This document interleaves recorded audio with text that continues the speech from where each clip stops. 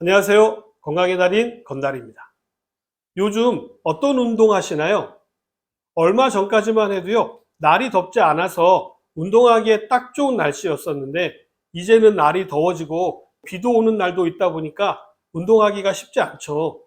그렇기 때문에 시간이 많지 않는 현대인이라면 운동도 효율적으로 하시는 것이 좋겠죠. 그렇다면 운동은 식전에 하는 것이 효율적일까요? 아니면 식후에 하는 것이 효율적일까요? 시청자 여러분께서는 식전인가요? 식후인가요? 오늘은 효율적인 운동을 위해서 식전에 하는 것이 좋은지, 식후에 하는 것이 좋은지에 대해서 말씀드리도록 하겠습니다.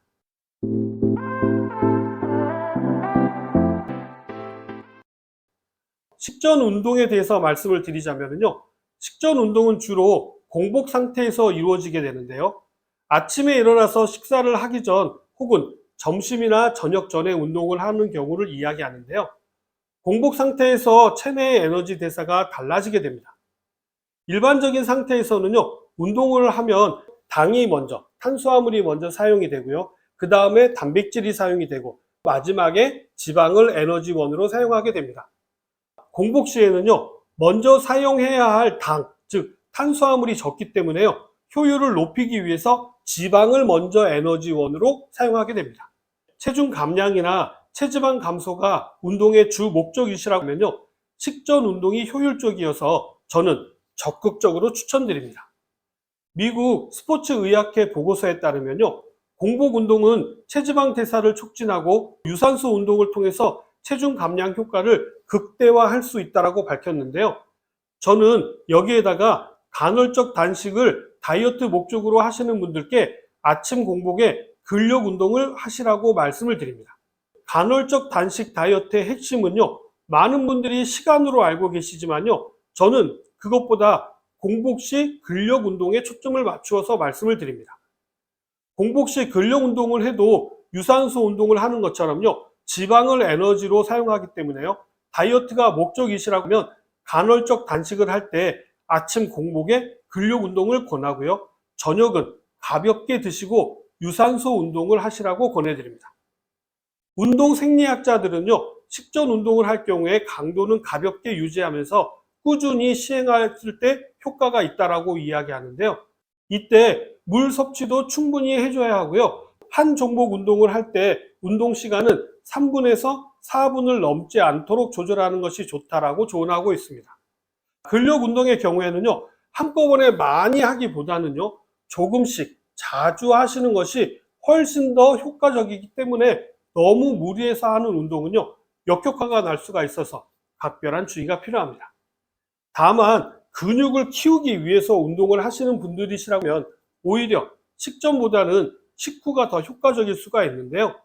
이때 식사는 고단백, 저탄수화물 중심의 식사가 도움이 됩니다. 공복 시 운동에 있어서는요, 주의할 점도 있는데요.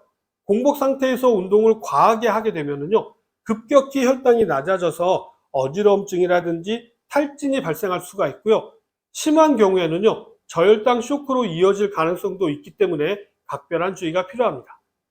이러한 증상은요, 당뇨가 있으신 분들에게서 자주 나타날 수가 있기 때문에 이런 경험이 있으신 분들은요, 운동 전에 꼭 당을 보충할 수 있는 간식을 챙기시기 바라고요. 평소에 혈압이 낮은 저혈압 체질인 경우에도요, 너무 무리하게 되면은요, 과호흡이 올 수가 있고요. 당뇨와 같이 어지럼증이 나타나거나 심한 경우에는요, 정신을 잃을 수가 있기 때문에 각별한 주의가 필요합니다. 자, 이런 분들이시라면 절대로 무리한 운동은 피하셔야 하고요. 식후에 운동을 하시는 것을 권해드립니다. 자, 이런 점만 주의하신다면요, 공복에 운동을 하게 되면 몸매를 만들거나 다이어트를 하는데 크게 도움이 됩니다. 다음은 식후 운동인데요. 식후 운동은 식사를 마친 뒤에 일정 시간이 지난 후에 실시하는 운동을 이야기합니다.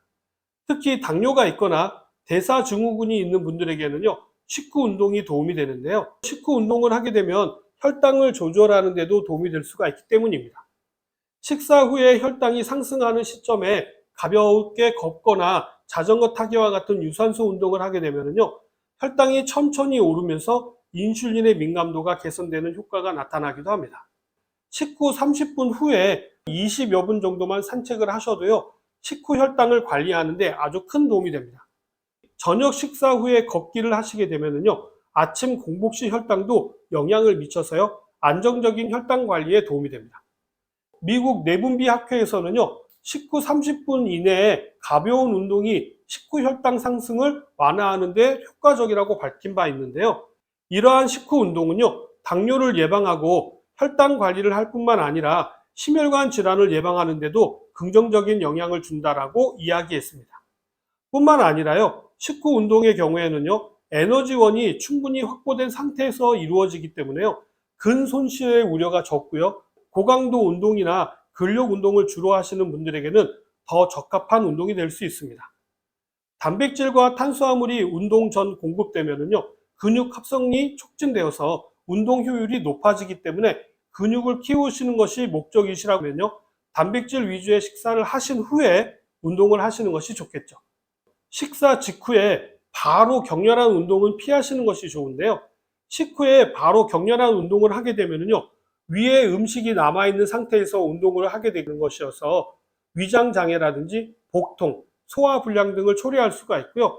심한 경우에는 오바이트를 할 수가 있기 때문에 주의가 필요하겠죠.